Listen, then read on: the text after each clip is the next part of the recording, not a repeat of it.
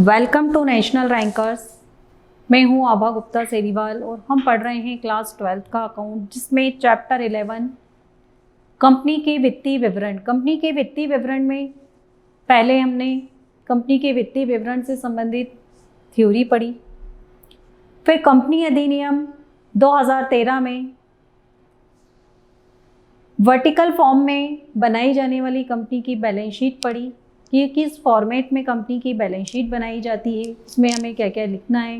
Company की balance sheet को दो पार्ट में डिवाइड किया गया है, पहला इक्विटीज़ एंड लायबिलिटीज़ और second assets. Equities and liabilities में इक्विटी और लायबिलिटी दो चीज़ें शामिल हैं।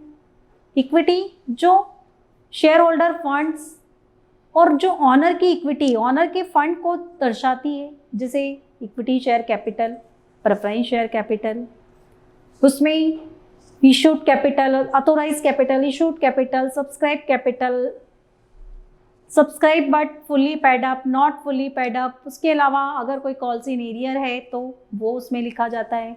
अगर कंपनी ने शेयर फॉरफीट किए हैं तो वो उसमें प्लस कर दिए जाते हैं और कॉल्स इन एरियर को माइनस कर दिया जाता है। इसके पहले ये हमने पढ़ा कि कंपनी की जब बैलेंस शीट बनाई जाती है तो उसमें उसके साथ ही एक नोट्स टू अकाउंट बनाया जाता है।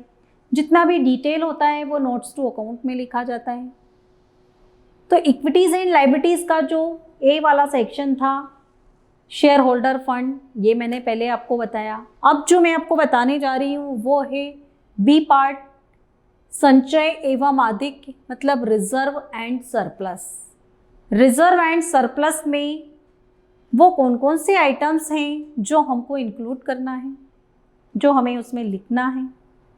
क्योंकि बैलेंस शीट में तो हम खाली रिजर्व एंड सरप्लस लिख देते हैं और फाइनल एक अमाउंट लिख देते हैं करंट ईयर वाले कॉलम में, लेकिन इन रिजर्व एंड सरप्लस में समस्या ये होती है हमारे सामने कि हम किन्हें लें और किन्हें ना लें।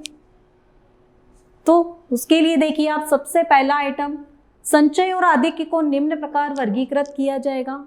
अगर कैपिटल रिजर्व का कोई अमाउंट है तो वो हमको उसमें लिखना है। कैपिटल रिजर्व का अमाउंट कब आता है? जब किसी शेयर को फॉरफीट किया गया है या कंपनी ने अपने खुद के शेयर्स को खरीद कर या ऋण पत्रों को खरीद कर कैंसिल किया है, तो उस वक्त कैपिटल रिजर्व की अमाउंट आएगी। या किसी बिजनेस को खरीदने पर जो भी कैपिटल रिजर्व हुआ है, कैपिटल रिजर्व की जो अमाउंट है वो हमको इसमें लिखना है। पूंजी शोधन संचय, कैपिटल रिडम्पशन रिजर्व, ये क्यों बनाया जाता है? जब पूर्वाधिकार अंश जो होते हैं उनका रिडम्पशन करना हो तो उनके लिए रिजर्व बनाया जाता है। जैसे कि डिबेंचर रिडम्पशन रिजर्व बनता है, डिबेंचर के रिडम्पशन के लिए रिजर्व बनाया जाता है।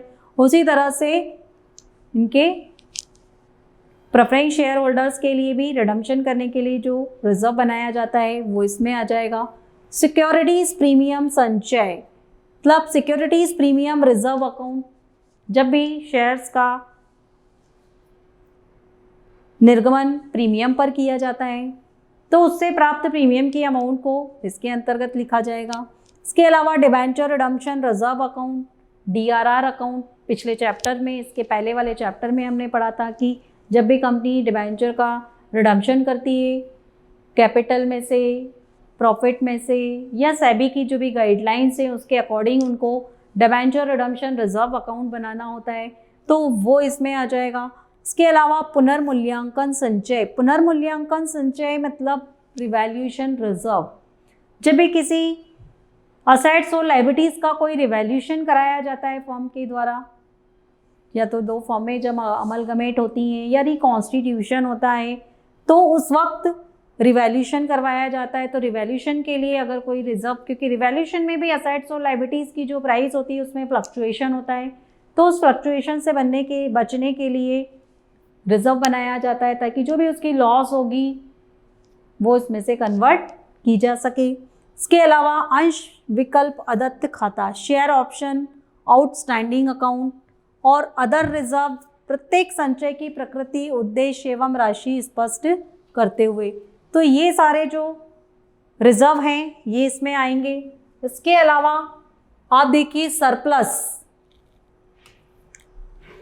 सरप्लस मतलब आधिक्य, अर्थात लाभांश, डिविडेंड, बोनस अंश एवं संचयों में हस्तांतरण के पश्चात लाभहानि विवरण का शेष मतलब balance in statement of profit and loss account, वो भी आपको रिजर्व एंड सरप्लस में लिखना है। इसके बाद ऐसा संचय जिसे विनियोग कर दिया गया हो, कोष या निधि कहलाएगा, मतलब रिजर्व ऐसा जो इन्वेस्ट कर दिया गया हो वो फंड के रूप में लिखा जाएगा।